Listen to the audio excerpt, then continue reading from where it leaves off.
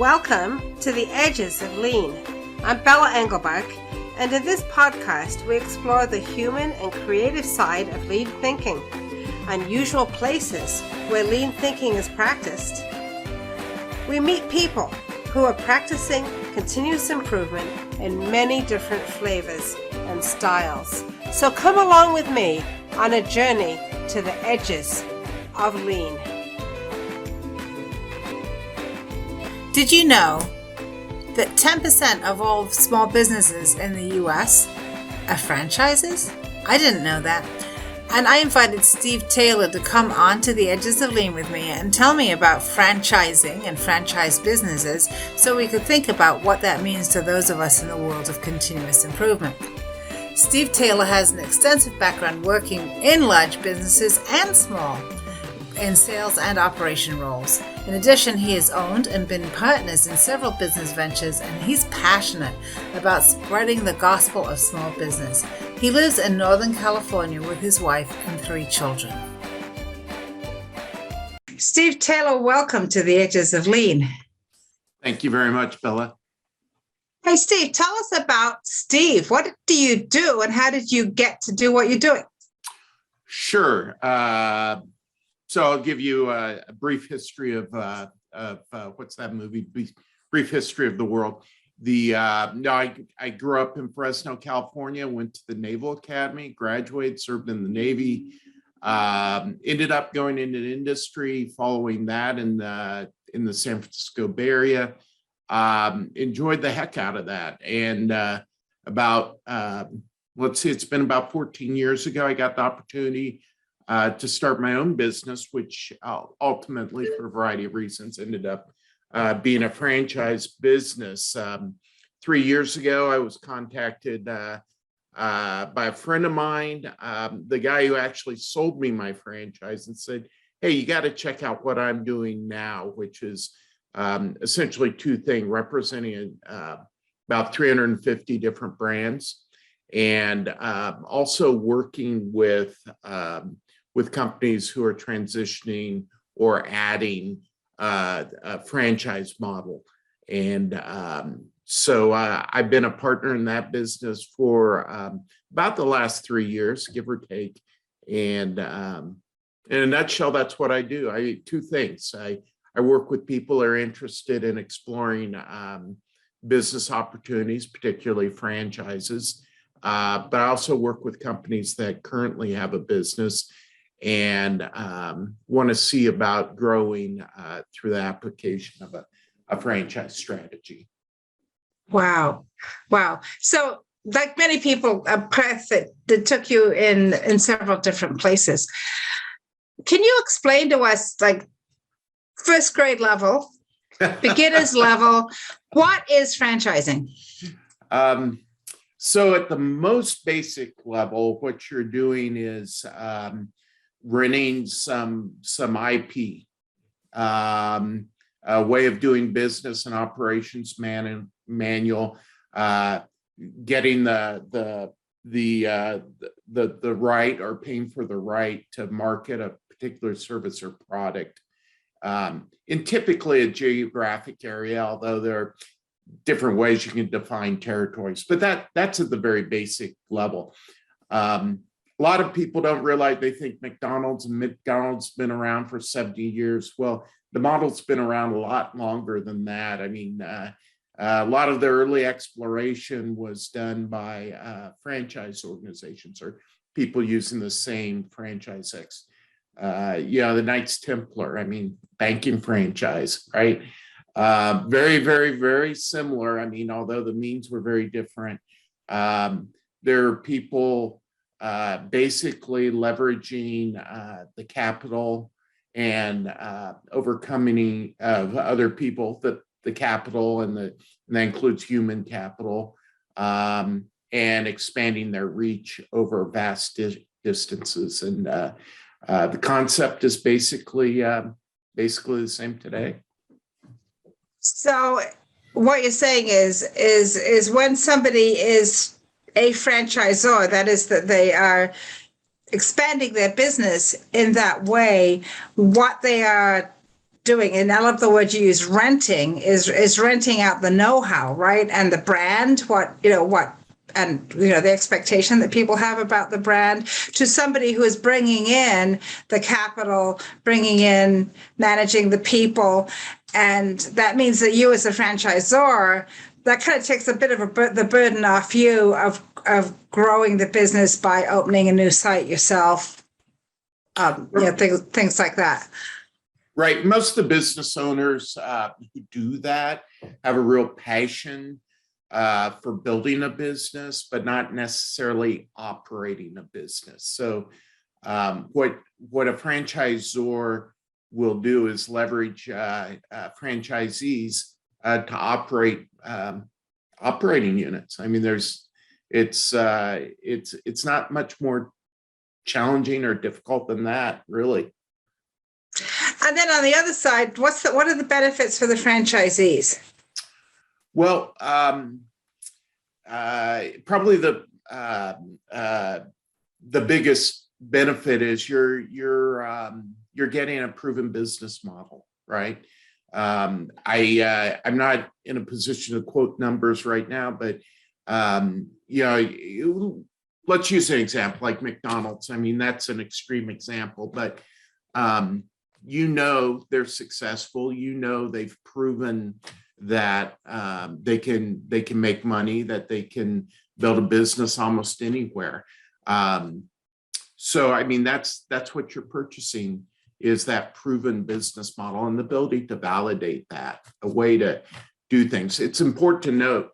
And again, I'll use McDonald's. I'm sorry if there are any McDonald's lovers out there. Nowhere will you ever read that McDonald's makes the best burgers. If I'm hungry for a really good hamburger, it's probably not going to be a McDonald's hamburger. I'm just saying that's the reality in my life.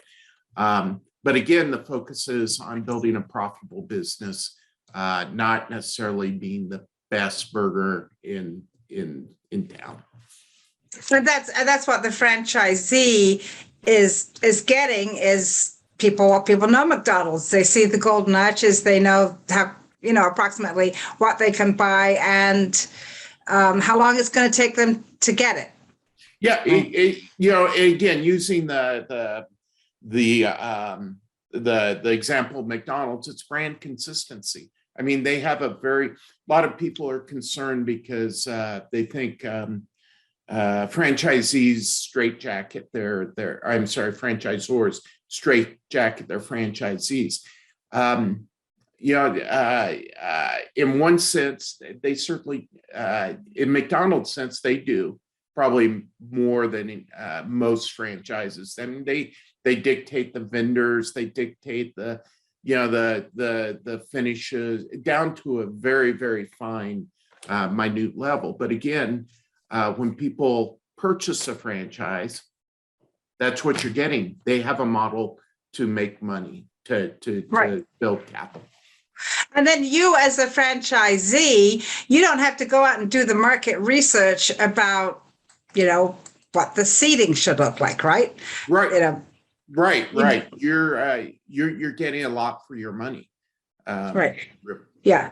And that's interesting to us who are working in the lean and continuous improvement field, because we are all about standards, and the idea that if you want to improve, you need to have a standard. You need to know what it is that you're doing in order to see what needs to be improved. If you're doing different things all the time, you can't possibly figure out what to improve. So that consistency is very much aligned with a lean thinking, continuous improvement point of view. I couldn't, I couldn't have said it better myself. I tell every single client in writing that quality is about establishing and holding employees to high levels of standards, or high standards. And that's, the first part is establishing those standards, right? But then consistency, and accountability. I mean, those are equally, you got to be consistent, and you got to hold people to accountability. And those three factors all work together in any business, but franchises, the idea is the franchisor has already established those standards or is well on the way to defining those standards. Yeah, so you know that I love the show Undercover Boss, because from a lean and continuous improvement perspective, what is better than seeing an executive going out to, as what we call the Gemba, going out and seeing where the work is going to be done. And one of the things that always happens in those shows, and I don't know how much of that is, I'm sure a lot of it is real. What actually happens when they go and find out that a standard that they, as a business, believe is really important is not well understood. Maybe it's well understood by the franchisee, but may not be well understood by the franchisee's employees. So something's getting, kind of lost in the translation there. So I would think that that's actually a business opportunity for people who are in the businesses, the kind of business that I'm in, to help a franchisee, get their employees to understand and to execute to standards. I think, there's, certainly, how many times have you gone into a franchise and expected something and what you got was not exactly what you expected? That is so true. A saying I use is expect what you inspect. And here, I'm going to go full circle here. So I've got a military background and as a senior officer in the Navy, you're assigned, at least I was on a couple different ships. And I think I was doing my best work when I was out walking around, talking to my individual sailors and petty officers and chiefs and really getting to know what they were doing, watching them, maybe not even talking, right? But looking around. And that, where I'm going with that is when you're talking about franchise network with 10, 20, hundreds of units, right? That franchisor cannot walk around like that. And that's why he relies on both individual franchisees that have either an organization to manage those stores, or they own 3 stores and they walk around twice a week, every single one of their stores or more, right? So it's very applicable. And I would think your listenership, if you're in the lean world, is coming alongside those franchisors and helping them establish those, and then those standards, and frankly, even a step before that, identifying them and applying your experience in those areas. Yeah, it's also interesting. You think about kind of from the other way. So for some of us who have, really growing businesses, I don't know that anyone is thinking about franchising as a way to expand your growing business. If you're, even if you have a consulting or a coaching business, I can imagine that you actually could do that. You would have to. You'd have to establish what the standards are. You'd have to have a consistent way to get people on board with that. But then you could actually, as you said, rent that IP to somebody who could then continue to build the business in an area that you are not geographically available. Yeah. So that's a very interesting idea, and something I have to say that I hadn't thought about in terms of this kind of a business. Yeah, the challenge, I think, is documentation, right? I mean, I do a lot of stuff and I write very little down, but how do you package 20, 30, 40 years of experience in a monetizable a monetizable way? There are professional coaches, very successful coaches that do that, and it is possible. I think it's possible. I think it'd be challenging. Steve, what do you see? We talked a little bit about about these, both the franchisor and the franchisee, that there's a leadership component to what they have to do that they may not think about at the beginning. What do you see as being the places where people have the most trouble? Where do they run into the biggest issues? I think it's the block and tackling. I mean, it's showing up, being consistent, consistently communicating. I'm a Service Academy graduate. I have to work with quite a few Service Academy graduates, just for example. And one of the things I enjoy about that is we all have a common understanding of what leadership is. And it's not management, to be honest. Right. It's two different things. And I guess where I'm going with that is people who decide that they think franchising is a good route for them to take, or becoming a franchisor, need to be real with themselves, need to be honest, right? Is this something, what does leadership look? I mean, we talked about Undercover boss, and we both know Jeff Duden, for example, and he is an extraordinary leader. And I think, unfortunately, that's, I wouldn't say it isn't common, but it's not consistent across the people I work with anyways. So just understanding the difference between management and leadership is a gap.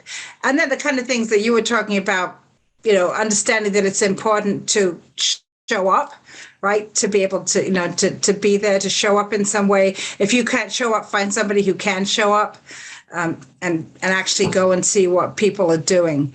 For people who are successful, what do you see them doing? Well, I successful as franchisees, I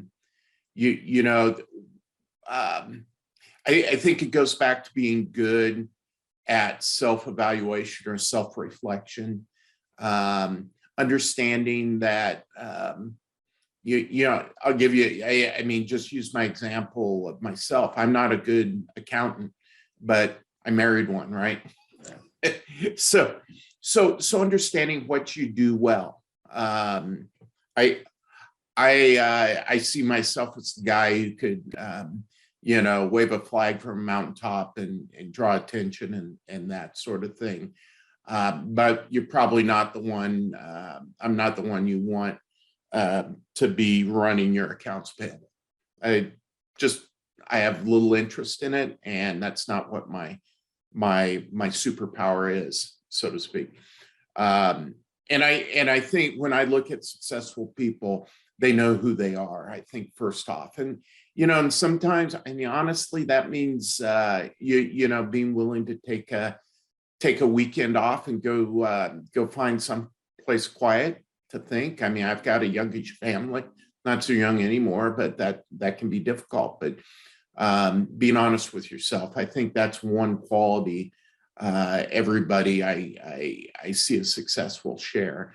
And then one thing I'm working about is you ever hear of the term fail quickly?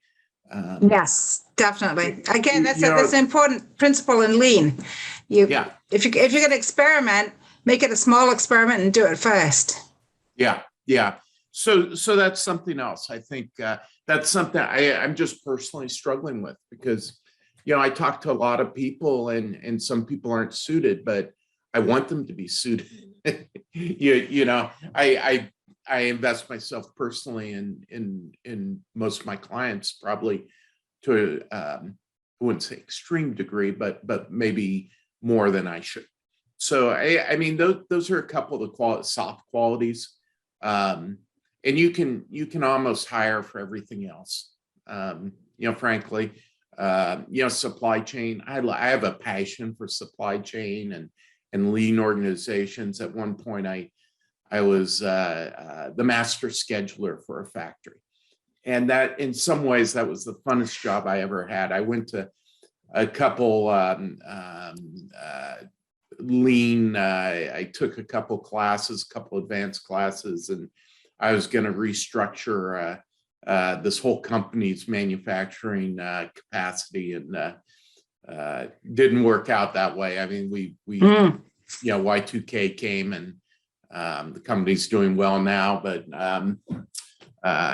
let's just say I was in the top half of the company, and more than half the company was let go as they restructured. But that happens.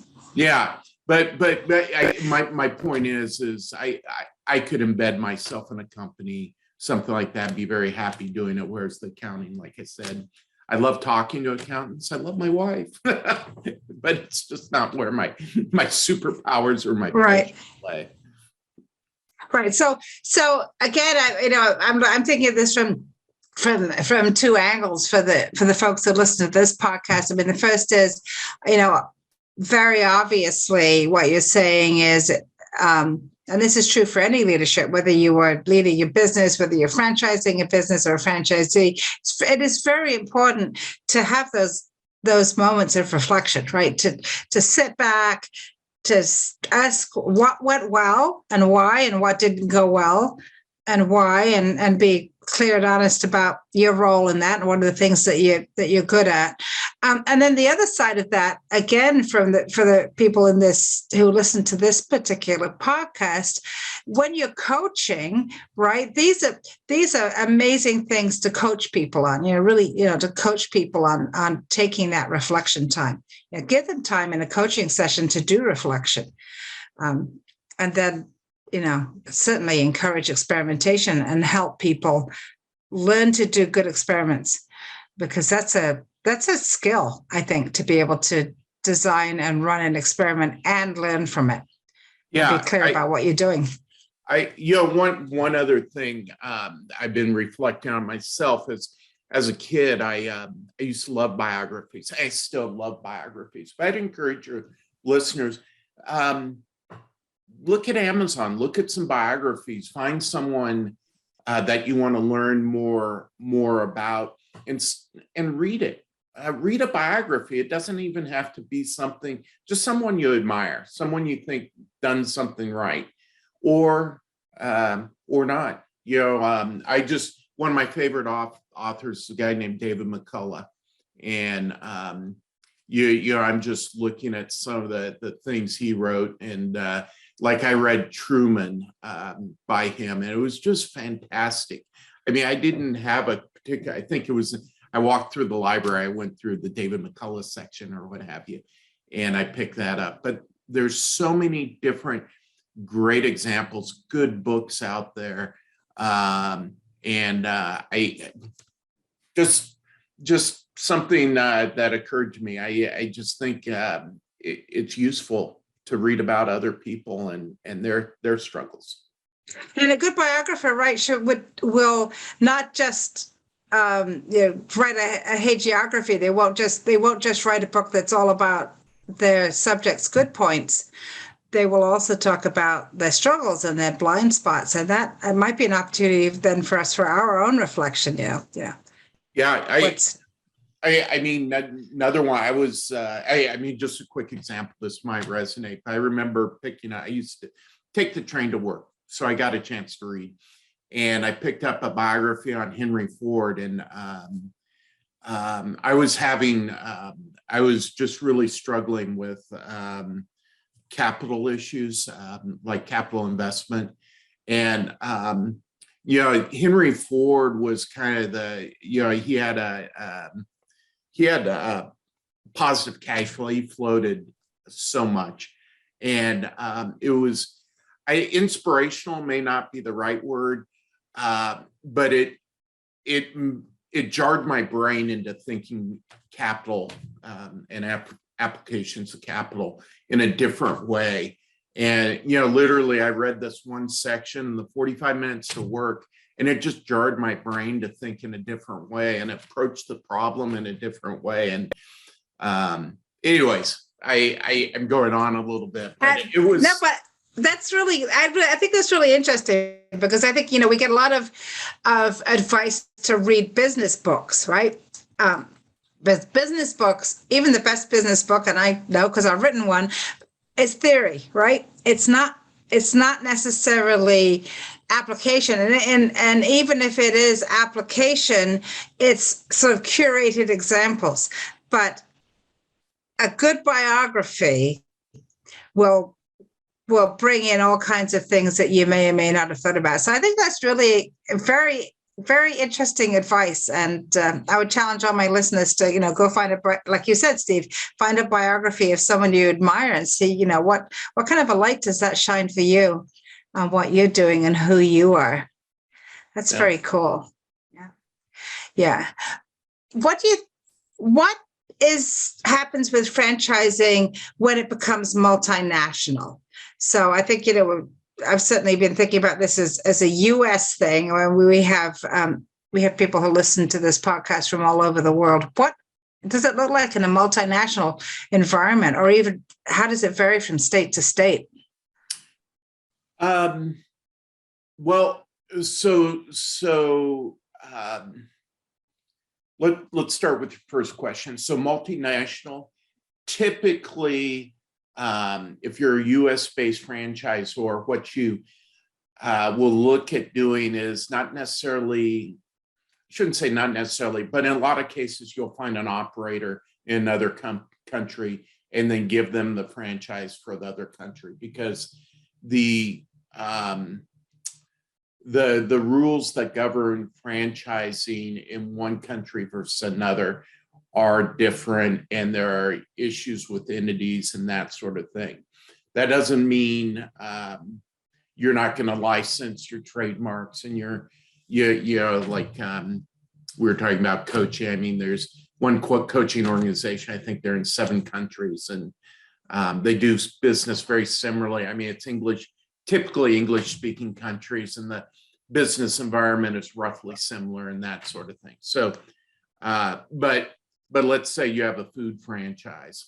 It may look very different in Panama than it does here, for example. And so having someone attuned to the business environment in that country becomes extremely important. I don't know how McDonald's does business, but they do a lot of business in Israel, for example. And there are all the dietary restrictions that I'm not familiar with, but I would assume it would be very important to have local entities set up there that's very attuned to the environment in Israel versus the U.S. Yeah, and that also then that's sort of, we'll go back talking about just in multi-states in the U.S., but that also is an opportunity then for innovation, right? Because right. I believe in India is, that because a lot of people in India don't eat meat, so there is a menu, the McDonald's menu, that is much less meat centric.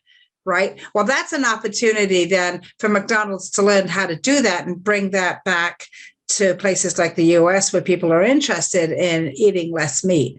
Right. So that's a great example. It can be a two-way, absolutely two-way.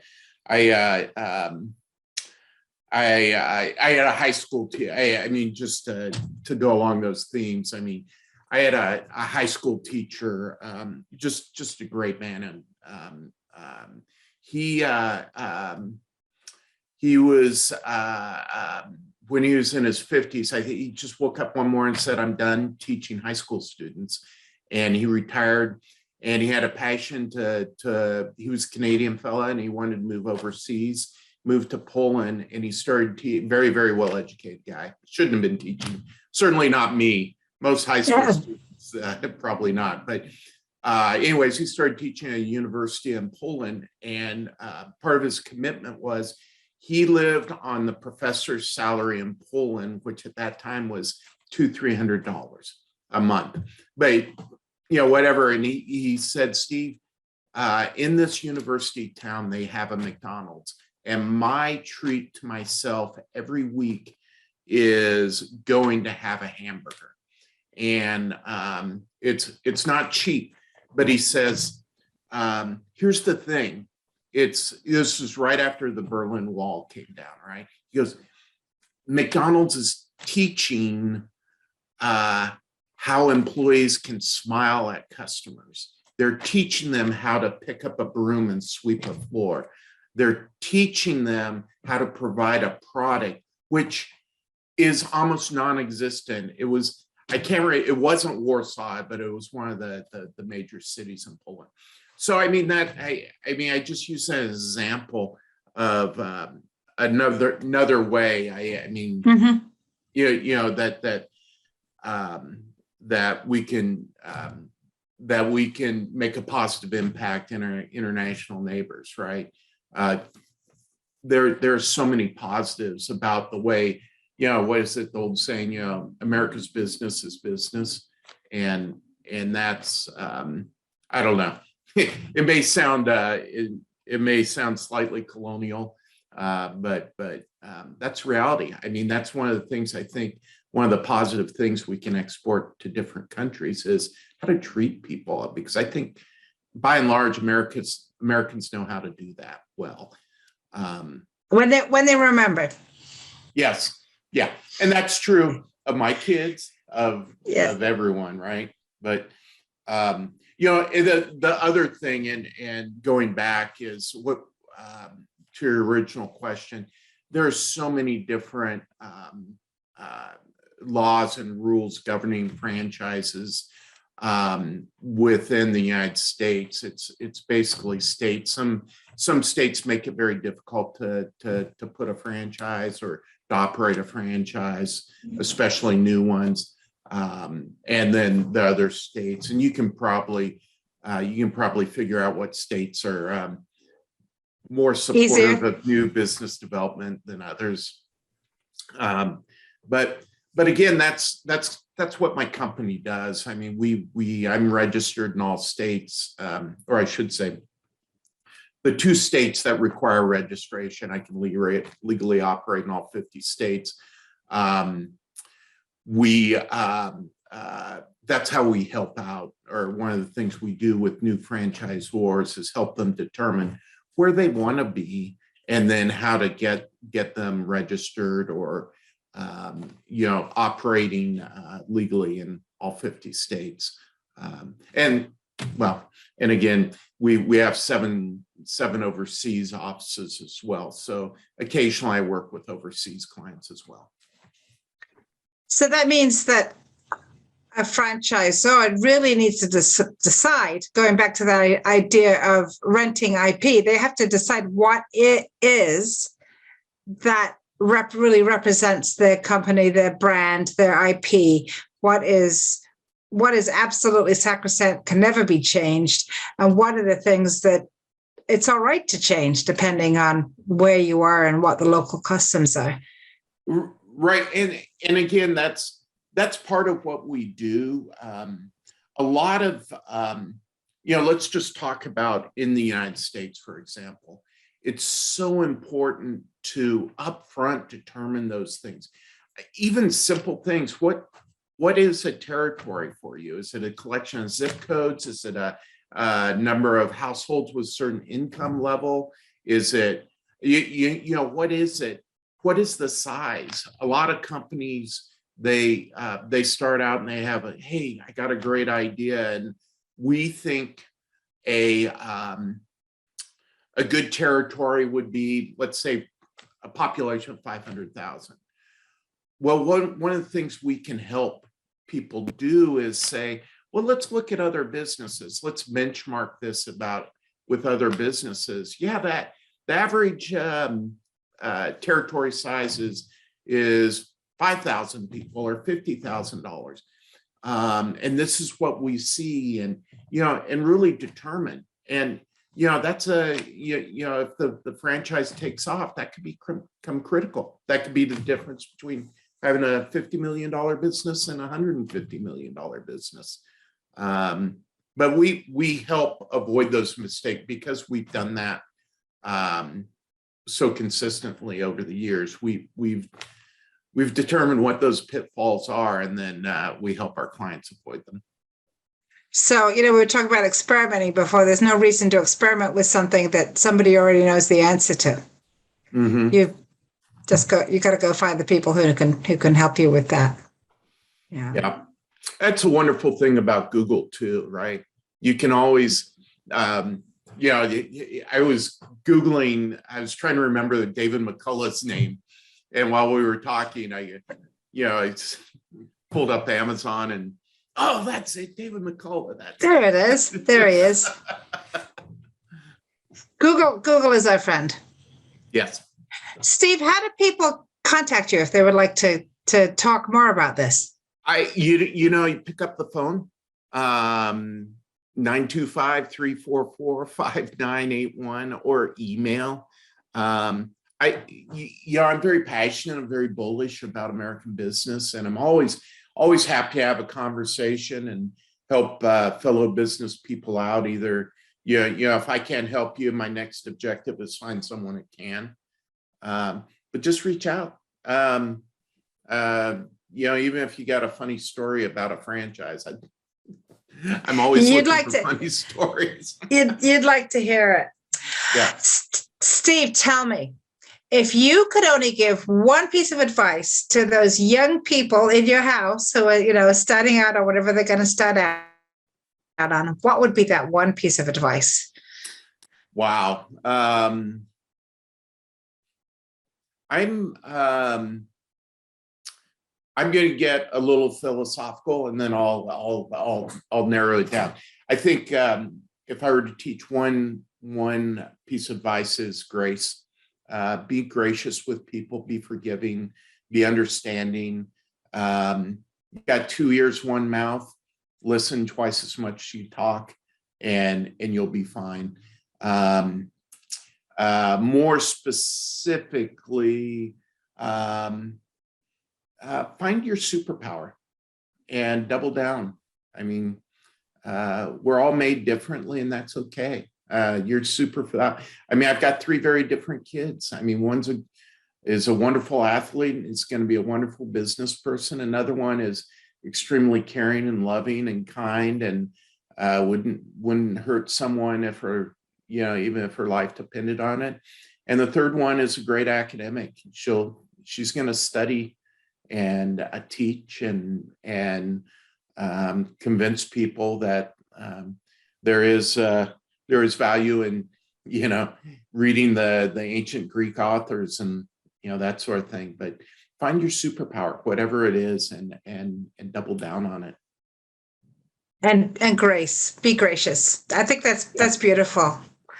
Steve Taylor, thank you so much for traveling with me to the edges of lean. Thank you. This is Bella Engelbach, and I'd like to thank Steve Taylor for being my guest on the Edges of Lean. How might you work with franchises? Or how might you franchise your own business? If you'd like to talk more with Steve about franchising, you can find him on LinkedIn. You can also find me on LinkedIn, reach out and start a conversation, and tell a friend about the Edges of Lean. Please join me in exploring more of the Edges of Lean. There's a lot to learn. And check out my friends in the Lean Communicators community at leancommunicators.com. You'll find more podcasts and videos with lots of great new continuous improvement content every week. The Edges of Lean is written and produced by Bella Engelbach with support from Podcast Inc. This is a Lean for Humans production.